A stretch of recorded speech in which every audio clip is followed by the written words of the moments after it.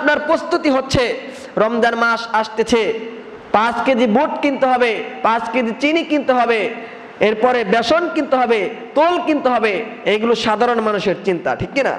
এখান থেকে বোঝা যায় রমজান মনে হয় শুধু খাওয়ার জন্য এসেছে, ত্যাগের জন্য আসে নাই, ঠিক কিনা? কিন্তু এইরকম চিন্তা তো থাকার কথা ছিল না। রমজান এসেছে ত্যাগের জন্য, খাওয়ার জন্য আসে নাই।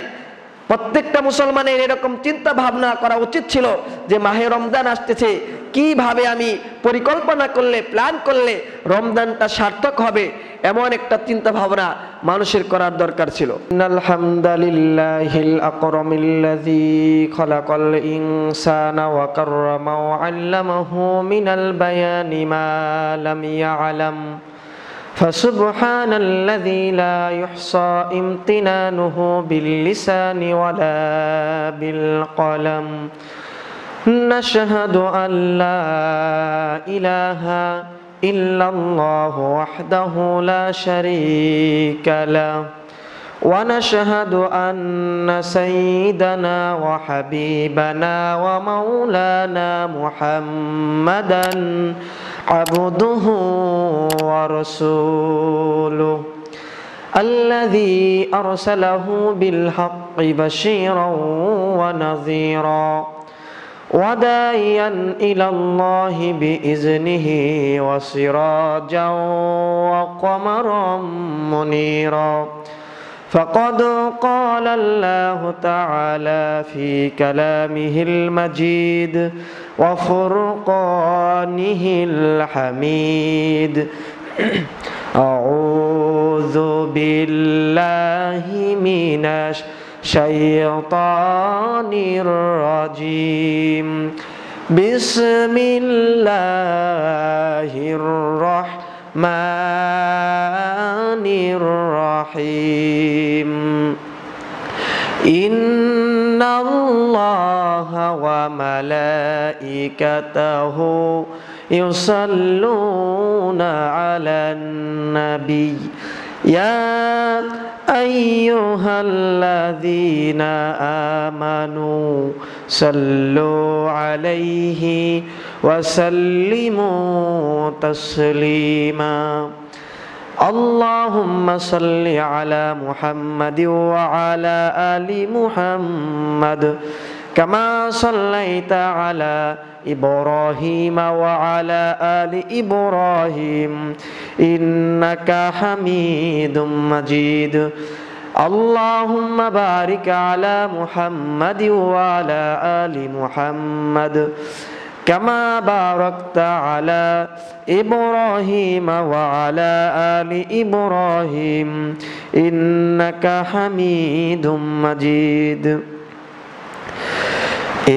একটি বছর পরে আবার ফিরে এলো মাহে রমজান একটি বছর পরে আবার ফিরে এলো মাহে রমজান মুমিন হৃদয়ে পড়লো সারা মুমিন হৃদয়ে পড়লো সারা উঠলো জেগে নতুন গ্রাণ একটি বছর পরে আবার ফিরে এলো মাহে রমজান একটি বছর পরে আবার ফিরে এলো মাহে রমজান আল্লাহ তাআলার তরে রোজা পালন করো হে গুনাহগার নিজের হাতে দিবেন তিনি সিয়াম সাধনার পুরস্কার আল্লাহ তাআলার তরে রোজা পালন করো হে গুনাহগার নিজের হাতে দিবেন তিনি সিয়াম সাধনার পুরস্কার রমজানের ওই রোজা পালন আল্লাহ তাআলার ফরমান একটি বছর পরে আবার ফিরে এলো মাহে রমজান। মুমিন হৃদয়ে পড়লো সারা, মুমিন হৃদয়ে পড়লো সারা, উঠলো জেগে নতুন গ্রাম। একটি বছর পরে আবার ফিরে এলো মাহে রমজান। রমজানেরই মাসে প্রভু সত্য পথে গড়ব জীবন, বিপদ আপদ থাকবে না যে ঠিক মতো হয় যদি রোজা পালন।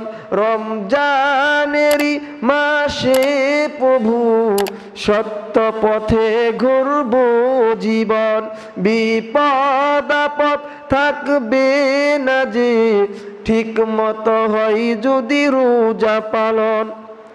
রমজান সে তো ঢাল স্বরূপ, হৃদয় ভরে দাও তার গান। একটি বছর পরে আবার ফিরে এলো মাহে রমজান। মুমিন হৃদয়ে পড়লো সারা, মুমিন হৃদয়ে পড়লো সারা, উঠলো জেগে নতুন গ্রান। একটি বছর পরে আবার ফিরে এলো মাহে রমজান। মহান আল্লাহ রাব্বুল আলামিনের আলিশান দরবারে লাখো কোটি শুকরিয়া আদায় করছি, নত শিরে সুজুদ পেশ করছি যে মহান আল্লাহ তাবারক ওয়া তাআলা আমাদেরকে পবিত্র শাবান মাসের একেবারে শেষের দিকে জুমার নামাজ আদায় করার লক্ষ্যে সপ্তাহের শ্রেষ্ঠ দিন জুমার দিনে মসজিদে এসে বসার তৌফিক দান করেছেন। এজন্য মহান আল্লাহ রাব্বুল আলামিনের দরবারে শুকর গুজার করছি। সকলে জবান ছেড়ে দিয়ে একযোগে পড়ছি আলহামদুলিল্লাহ। রব্বানা লাকাল হামদ হামদান কাসীরা তাইয়িবান মুবারাকান ফীহি, রব্বানা লাকাল হামদু কামা ইয়ানবাগি লি জালালি ওয়াজহিকা ওয়া আযীমি সুলতানিকা। আল্লাহ রাব্বুল আলামিন আমাদের আজকের জুমার নামাজকে কবুল করুক, আমরা বলি আমিন। সম্মানিত মুসল্লিবৃন্দ, মাহে রমজান একেবারে আমাদের সন্নিকটে। শাবান মাস পেরিয়ে একটি মাস আসবে, সেই মাসের নাম হচ্ছে মাহে রমজান। আল্লাহ রাব্বুল আলামিন পবিত্র কুরআনুল কারীমের মধ্যে 12টি মাসের ভিতরে একটি মাসের নাম কুরআন মাজিদের মধ্যে উল্লেখ করেছেন, সেই মাসটির নাম হচ্ছে মাহে রমজান। বাকি আরো 11টি মাস রয়েছে, সে মাসের কথা আল্লাহ তাআলা কুরআন মাজিদের মধ্যে স্পেসিফিক ভাবে উল্লেখ করেন নাই, কিন্তু কুরআনুল কারীমের মধ্যে একটি মাসের কথাই উল্লেখ রয়েছে, সেই মাসটির নাম মাহে রমজান। সেই মাসটি আমাদের সামনে একেবারে সন্নিকটে। এজন্য আজকে আমরা যে বিষয়টি নিয়ে কথা বলবো, রমজানের প্রস্তুতি কি, কিভাবে আমরা রমজানের প্রস্তুতি নিব, সেই বিষয় নিয়েই আজকে আমরা কথা বলবো। আল্লাহ তাআলা যেন সবার আগে আমাকে আমলের নিয়তে বলার এবং আপনাদেরকেও আমলের নিয়তে শোনার তৌফিক দান করেন। এজন্য আল্লাহ তাআলার কাছে তৌফিক কামনা করছি। ওয়া মা তাওফিকি ইল্লা বিল্লাহ, আমরা বলি আমিন। বছরের মধ্যে 12টি মাস আল্লাহ রাব্বুল আলামিন দিয়েছেন, তার মধ্যে একটি মাসের নাম কোরআন মাজিদের মধ্যে রয়েছে, সেই মাসটির নাম কি? রমজান মাস।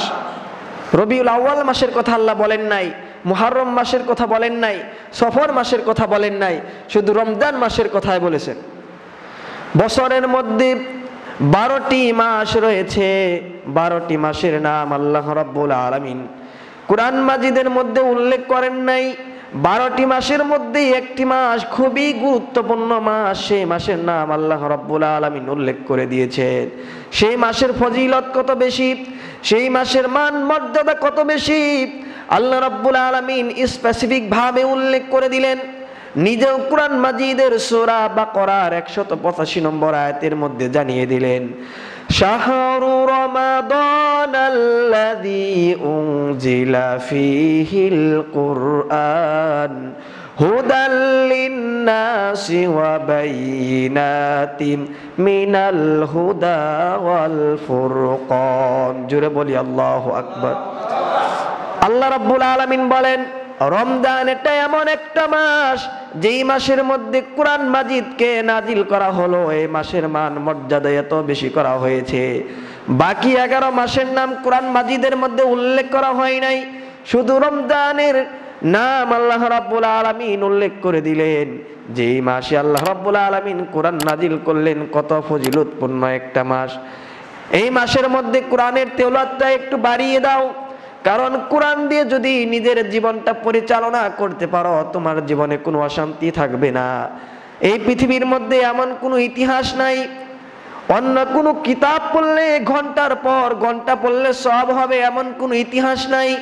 কিন্তু কোরআন মাজিদ এমন একটা কিতাবের নাম, সেই কোরআন যদি কেউ, কোরআনের একটা অক্ষর যদি কেউ কোন মুসলমান তেলাওয়াত করে, তাহলে তার আমলনামায় 10টা সওয়াব লেখা হয়। বলি সুবহানাল্লাহ। আর যদি রমজান মাসে কেউ একটা অক্ষর তেলাওয়াত করলো, হরফ পড়লো, তার আমলনামায় 70টা সওয়াব লেখা হয়। এমন একটা গুরুত্বপূর্ণ মাস, সেই মাসের নাম হলো রমজান মাস। হাদিস শরীফের মধ্যে আল্লাহ রাসূল বলেছেন, ইজা জা রমাদান ফুতিহাত আবওয়াবুল জান্নাহ ওয়া গুল্লিকাত আবওয়াবুল জাহিম ওয়া সুফিদাতিশ শায়াতিন।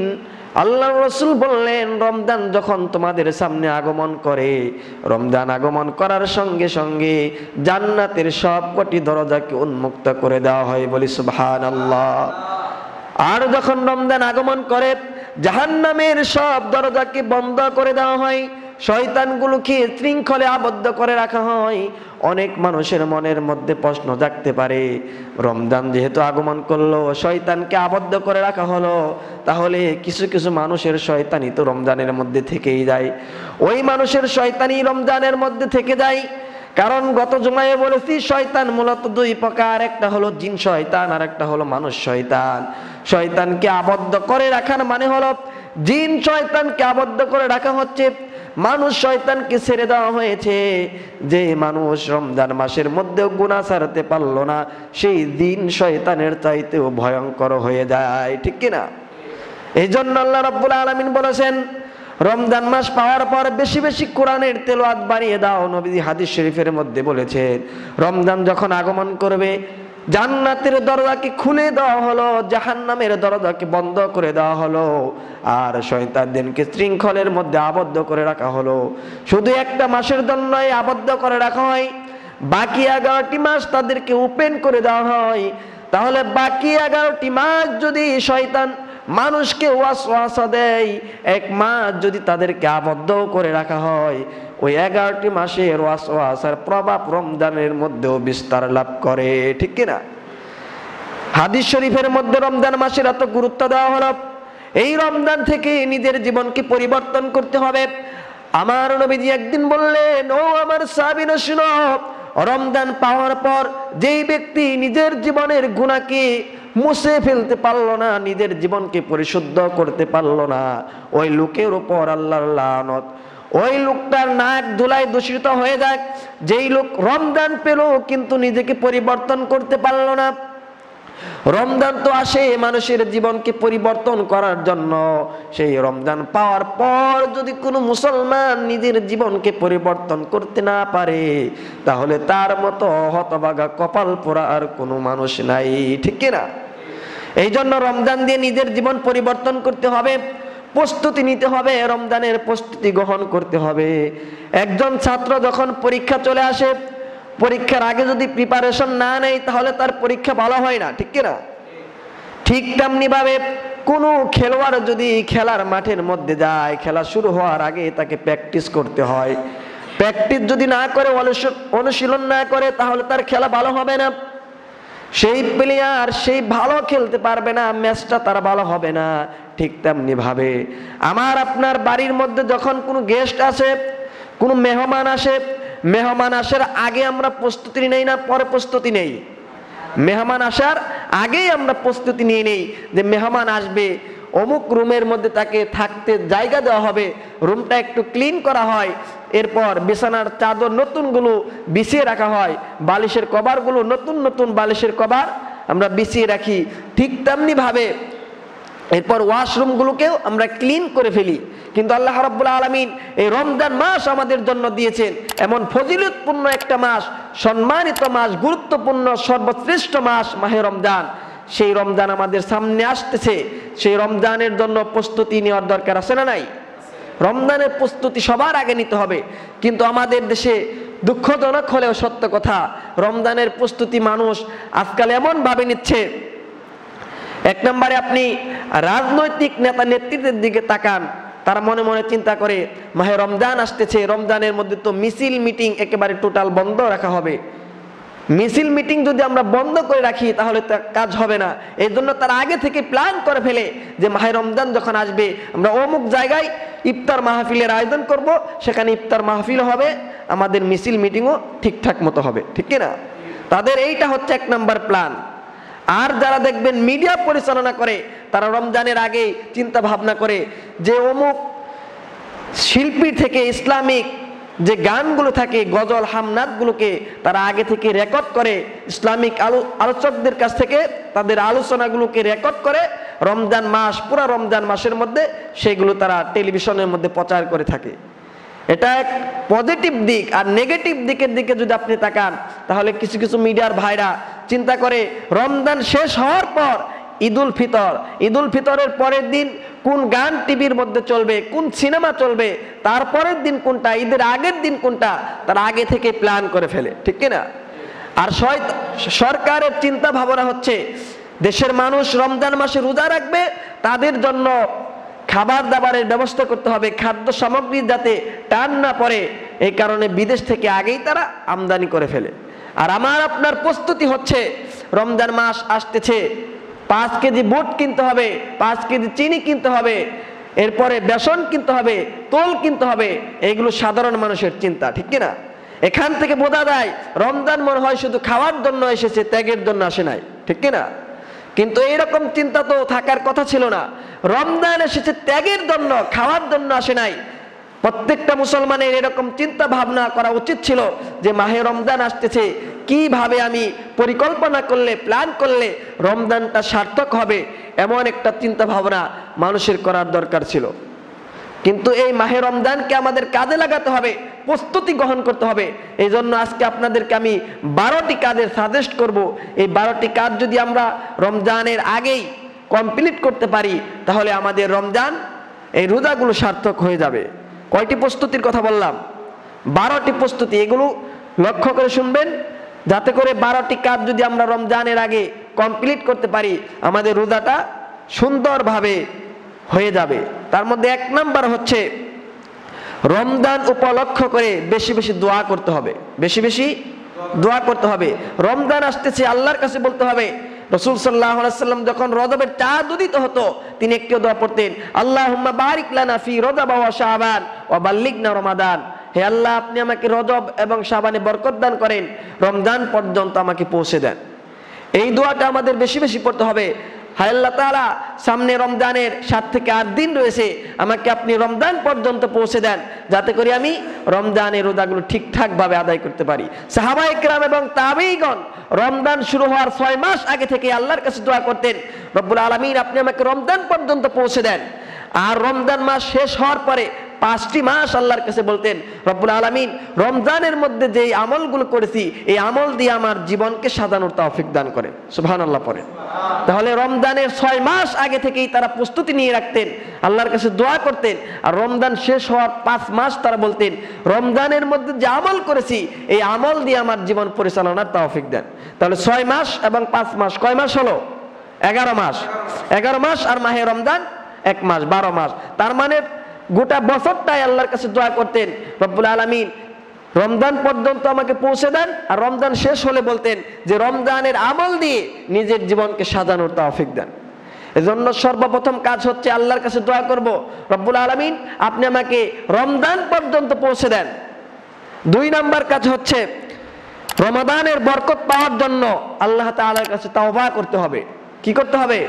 তওবা করতে হবে, ইস্তিগফার করতে হবে।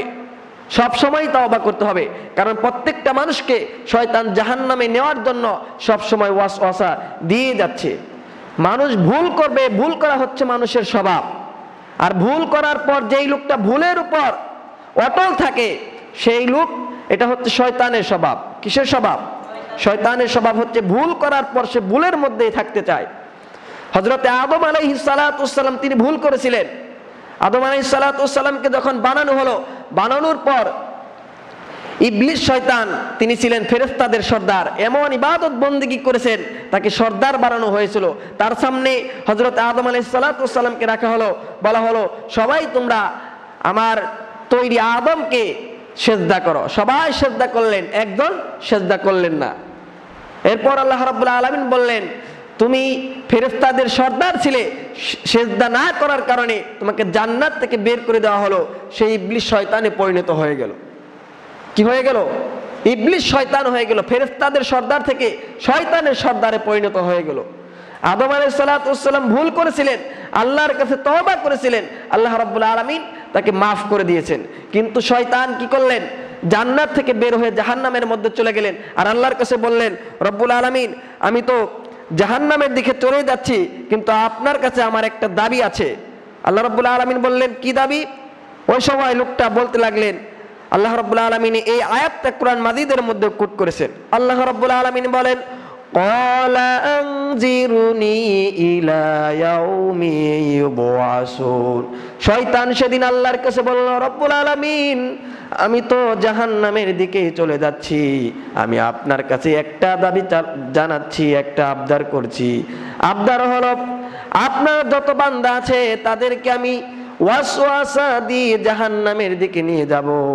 আল্লাহ রাব্বুল আলামিন সঙ্গে সঙ্গে জানিয়ে দিলেন, ক্বালা ফাবিমা আগওয়াইতানি লাআকউদান্না লাহুম সিরাতাকাল মুস্তাকিম সুম্মা লাআতিয়ান্নাহুম মিন বাইনি আইদিহিম ওয়া মিন খালফিহিম ওয়া আন আইমানিহিম ওয়া আন শামাইলিহিম ওয়া লা তাজিদু আকসারুহুম শাকিরিন। জোরে বলি আল্লাহু আকবার।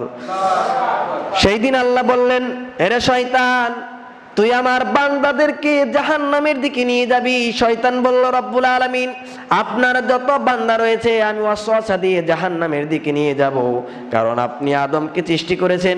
এই আদমের কারণে আমি জাহান্নামী হয়ে শয়তান হয়ে গেলাম। ওই আদমকে আমি ওয়াসওয়াসা দিয়ে জাহান্নামের দিকে নিয়ে যাব। আমি ডান থেকে ওয়াসওয়াসা দিব, বাম দিক থেকে ওয়াসওয়াসা দিব, সামনের দিক থেকে ওয়াসওয়াসা দিব, পিছন দিক থেকে ওয়াসওয়াসা দিব, আমি তাকে জাহান্নামের দিকে নিয়ে যাব। আমার আল্লাহ বললেন, এরে শয়তান, পারবি না, পারবি না। আমার বান্দা যত গুনাহ করেছে, একবার যদি তওবা করে আমি আল্লাহর কাছে ফিরে আসে, তার জীবনের সমস্ত গুনাহ খাতা আমি আল্লাহ মাফ করে দিব। বলি সুবহানাল্লাহ। আল্লাহ রাব্বুল আলামিন সব গুনাহ মাফ করে দিবেন। আদম আলাইহিস সালাতু ওয়াস সালামকে সৃষ্টি করার পরে তার বাম পাজরের বাঁকা হাড় থেকে হাওয়া আলাইহিস সালাতু ওয়াস সালামকে সৃষ্টি করলেন, আর তাদেরকে জান্নাতের মধ্যে রাখা হলো।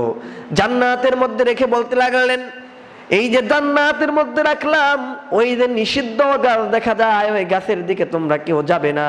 শয়তান তো ওয়াসওয়াসা দিচ্ছে। ওই নিষিদ্ধ গাছের দিকে যখন নিয়ে যাওয়া হলো, আল্লাহ রাব্বুল আলামিন বললেন, এরে আদম, তোকে বললাম নিষিদ্ধ গাছের দিকে তুই যাবি না, তুই আমার কথা অমান্য করলি, শয়তানের ওয়াসওয়াসায় পড়লি, আমার জান্নাত থেকে বের হয়ে যাও। তুমি আমার জান্নাত থেকে বের হয়ে যাও। পৃথিবীর মধ্যে পাঠিয়ে দেওয়া হলো। অনুতপ্ততা সৃষ্টি হয়ে গেল, অনুশোচনা পয়দা হয়ে গেল। আল্লাহ রাব্বুল আলামিন তওবার সিস্টেম জানিয়ে দিলেন, তারা তওবা করে ফেললেন। আর আল্লাহ রাব্বুল আলামিন তাদেরকে একটা দোয়া শিখিয়ে দিলেন, রব্বানা যালামনা আনফুসানা ওয়া ইল্লাম তাগফির লানা ওয়া তারহামনা লানাকুনান্না মিনাল খাসিরিন। আল্লাহর কাছে বলতে লাগলেন, রব্বুল আলামিন, আমরা আমাদের নফসের উপর জুলুম করেছি, আপনি আমাকে মাফ করে দেন। আপনি যদি আমাদেরকে মাফ না করেন তাহলে তো আমরা ক্ষতিগ্রস্তের মধ্যে পড়ে যাব। আল্লাহ রাব্বুল আলামিন তাদেরকে মাফ করে দিয়েছেন। এই জন্য তওবা করতে হবে। ভুল তো মানুষ করবে, ভুল করা হলো মানুষের স্বভাব। আর যে ব্যক্তি ভুল হওয়ার পর সেই ভুলের মধ্যেই থাকতে চায়, এটা হচ্ছে শয়তানের স্বভাব। কিসের স্বভাব? যেই লোক ভুল করার পর সে ভুল ছাড়তে চায় না, এটা হচ্ছে শয়তানের স্বভাব। আদম আলাইহিস সালাম ভুল করলেন, ভুল করার পর অনুতপ্ততা সৃষ্টি হয়ে গেল, অনুশোচনা সৃষ্টি হয়ে গেল, আল্লাহর কাছে তওবা করলেন, আল্লাহ তাকে মাফ করে দিলেন। তাহলে 2 নাম্বার কাজ হচ্ছে আমাদের, এই যে মাহে রমজান শুরু হয়ে গিয়েছে, সামনেই কয়েকদিন, 1 সপ্তাহ পরেই রমজান আসতেছে। এই রমজানকে কাজে লাগানোর জন্য, সফল করার জন্য 12টি প্রস্তুতির কথা বলেছি। তার মধ্যে 2 নাম্বার প্রস্তুতির নাম হচ্ছে রমজানকে উপলক্ষ করে 1 নম্বরে বেশি বেশি দোয়া করা, 2 নম্বরে রমাদানের বরকত পাওয়ার জন্য তওবা ইস্তিগফার করতে হবে। আর এই তওবাকে কাজে লাগানোর জন্য কেউ যদি 5টি শর্ত মানতে পারে, তাহলে অবশ্যই তার তওবা আল্লাহ তাআলার দরবারে কবুল হয়ে যাবে। 5টি শর্তের কথা বললাম। কয়টি শর্ত? 5টি শর্ত। তার মধ্যে 1 নম্বর শর্তের নাম হচ্ছে আপনি যে গুনাহ করেছেন সেই গুনাহ আল্লাহ তাআলার কাছে স্বীকার করতে হবে। আমরা যে গুনাহগুলো করি, এই গুনাহ আল্লাহ তাআলার কাছে স্বীকার করতে হবে। গুনাহ করার পর যদি আমরা কেউ স্বীকার না করি, তাহলে আল্লাহ রাব্বুল আলামিন তওবা কবুল করবেন না। আর 2 নম্বর শর্ত হচ্ছে আমি যে পাপগুলো করেছি এজন্য লজ্জিত হতে হবে। কি হতে হবে? আমার আপনার জীবনে পাপ হচ্ছে, পাপের জন্য লজ্জিত হতে হবে। কার কাছে? আল্লাহর কাছে লজ্জিত হতে হবে। আর যদি আমরা লজ্জিত না হই, তওবা করলেও আল্লাহর দরবারে কবুল হবে না। নাম্বার 3 হচ্ছে বলতে হবে আল্লাহর কাছে, আল্লাহ আপনি আমাকে দয়া করেন, আপনার দয়া ছাড়া তো আমার বাঁচার কোনো উপায় থাকবে না। যত বড় আমলই আপনি করেন না কেন, আল্লাহ তাআলার দয়া ব্যতীত আল্লাহর জান্নাতে প্রবেশ করা সম্ভব হবে না।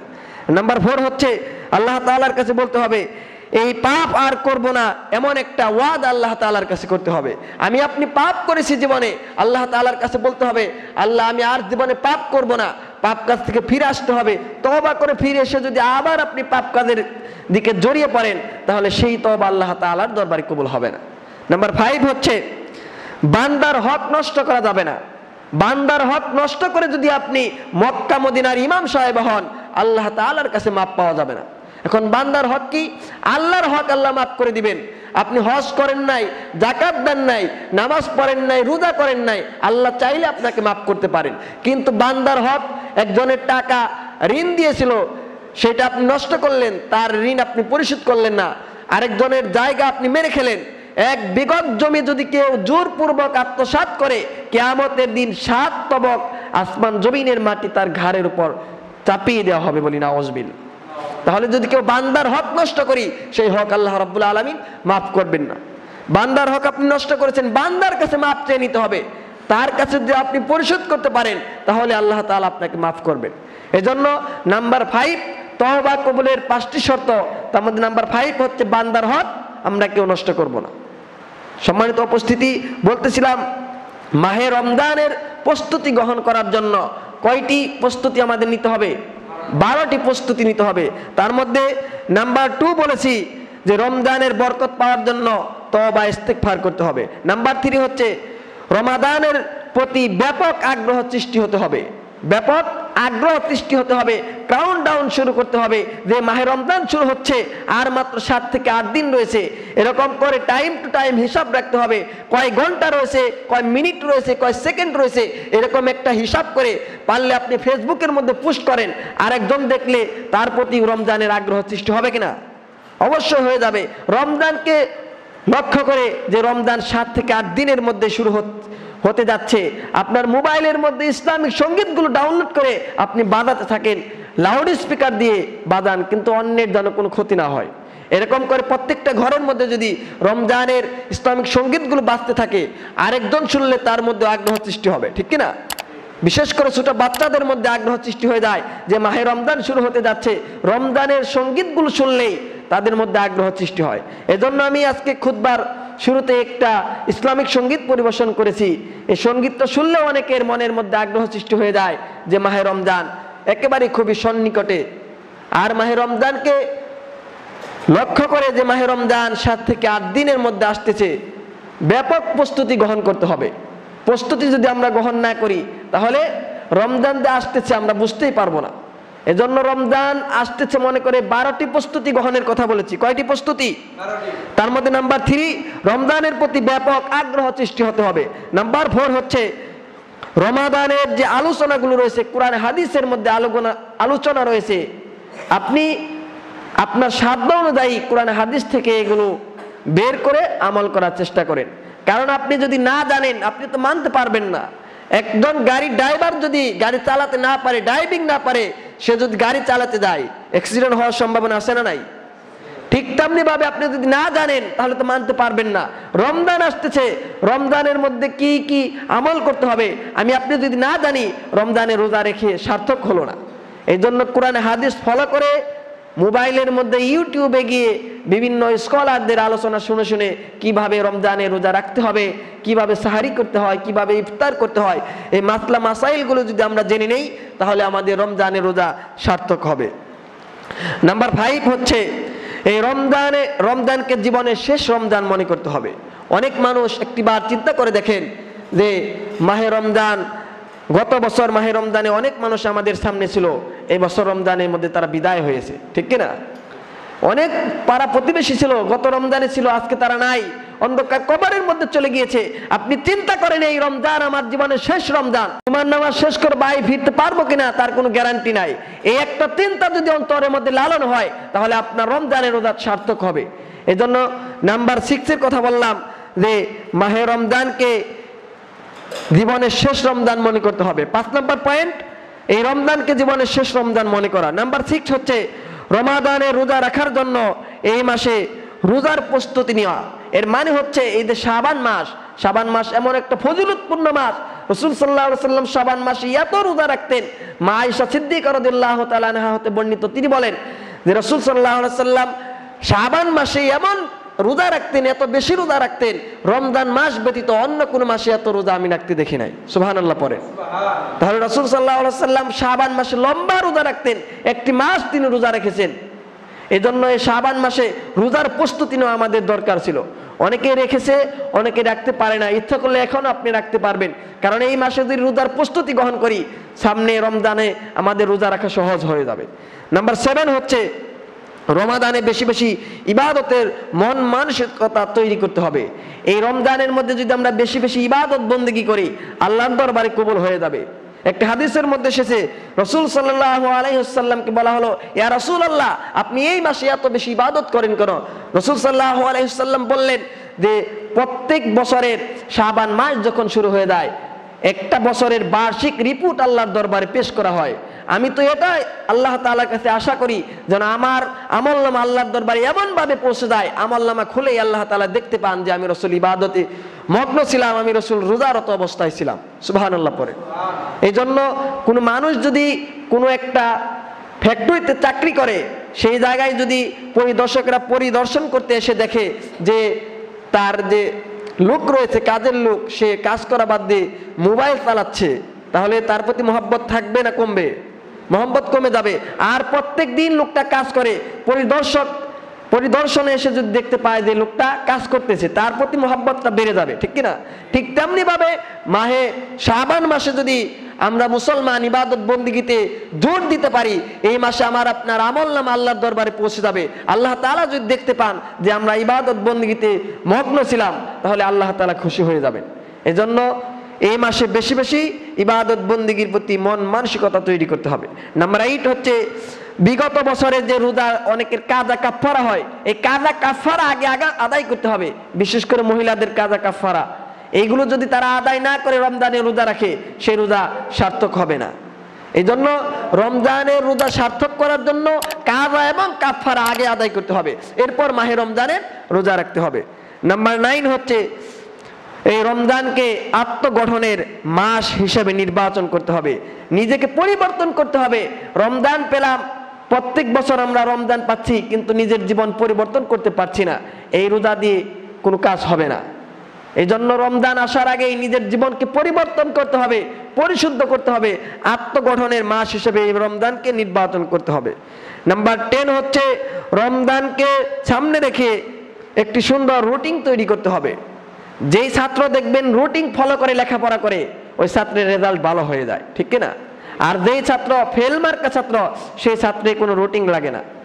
এই জন্য মাহে রমজান আমাদের আসতেছে সামনে, একটা রুটিন আপনি তৈরি করেন যে ফজরের নামাজ শেষ করে আমি আধা ঘন্টা কোরআন তেলাওয়াত করব, এরপর আমি ঘুমিয়ে যাব সকাল 9টায় ঘুম থেকে উঠে, আবার আমি একটু কাজ করে জোহরের নামাজ শেষ করে আবার কোরআন তেলাওয়াত করলাম। ঠিক এমনি ভাবে যে একটা রুটিন আমরা তৈরি করতে পারি, আমাদের রমজানের রোজা সার্থক হয়ে যাবে।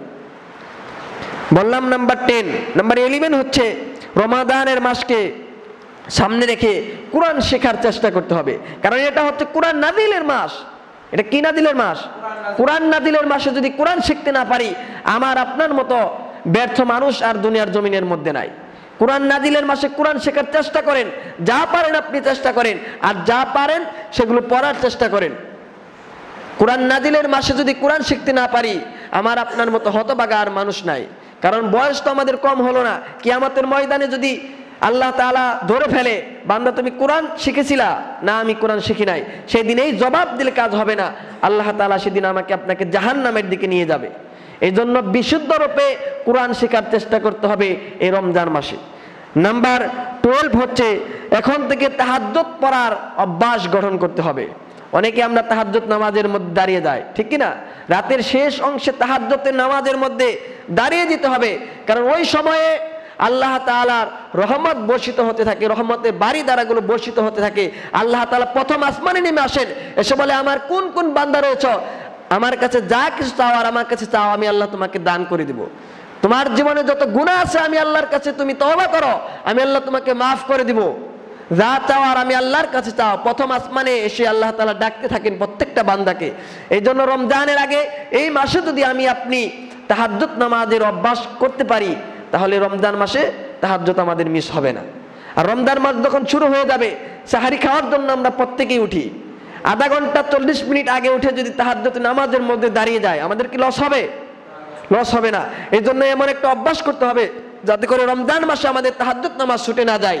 প্রত্যেক দিন তাহাজ্জুদ নামাজ পড়ার একটা অনুশীলন করতে হবে। এই রমজানের আগ থেকে শাবান মাসে 7 থেকে 8 দিনের মধ্যে যে একটা অভ্যাস তৈরি করি, তাহলে রমজানে আমাদের তাহাজ্জুদ নামাজ মিস হবে না। সম্মানিত হাজিরিন, আজকে আলোচনার বিষয় এটাই ছিল যে রমজানকে সামনে রেখে আমাদের 12টি প্রস্তুতি গ্রহণ করতে হবে। কয়টি প্রস্তুতি? 12টি প্রস্তুতি। আসেন আমরা একেবারে 1 মিনিটের মধ্যে জেনে নেই। তার মধ্যে 1 নম্বর প্রস্তুতি হচ্ছে রমজানকে উপলক্ষ করে বেশি বেশি দোয়া করতে হবে, বেশি বেশি দোয়া করতে হবে। নাম্বার 2 হচ্ছে রমজানের বরকত পাওয়ার জন্য আল্লাহ তাআলার কাছে তওবা করতে হবে, ইস্তেগফার করতে হবে। নাম্বার 3 হচ্ছে রমজানের প্রতি ব্যাপক আগ্রহ সৃষ্টি হতে হবে। আর নাম্বার 4 হচ্ছে রমাদানের আলোচনাগুলো কোরআন হাদিস থেকে জেনে এগুলো আমল করতে হবে। নাম্বার 5, এই রমজানকে জীবনের শেষ রমজান মনে করতে হবে। নাম্বার 6 হচ্ছে রমজানে রোজা রাখার জন্য এই মাসে রোজার প্রস্তুতি নিতে হবে। নাম্বার 7, রমজানে বেশি বেশি ইবাদতের মন মানসিকতা তৈরি করতে হবে। নাম্বার 8 হচ্ছে বিগত বছরের রোজা যাদের কাজা কাফারা হয়েছে, এগুলো কাজা কাফারা আদায় করতে হবে। নাম্বার 9, রমজানকে আত্মগঠনের মাস হিসেবে নির্বাচন করতে হবে। নাম্বার 10, রমজানকে সামনে রেখে একটি সুন্দর রুটিন তৈরি করব আমরা। রমজানের 11 নম্বর পয়েন্ট হচ্ছে রমজানের মাসকে সামনে রেখে কোরআন শেখার চেষ্টা করতে হবে। আর সর্বশেষ পয়েন্ট হচ্ছে নাম্বার 12, এখন থেকে তাহাজ্জুদ নামাজ পড়ার অভ্যাস সৃষ্টি করতে হবে। যে পয়েন্টের কথা বললাম, এই 12টি প্রস্তুতি যদি আমরা নিতে পারি, আমার আপনার জীবনে মাহে রমজান সার্থক হয়ে যাবে। আল্লাহ তাআলা যেন এই আলোচনা অনুসারে আমাদের সবাইকে আমল করার তৌফিক দান করেন। আমরা বলি আমিন। ও আখিরি দাওয়ানা আনিল হামদুলিল্লাহি রাব্বিল আলামিন। আসসালামু আলাইকুম ওয়া রাহমাতুল্লাহি ওয়া বারাকাতুহু।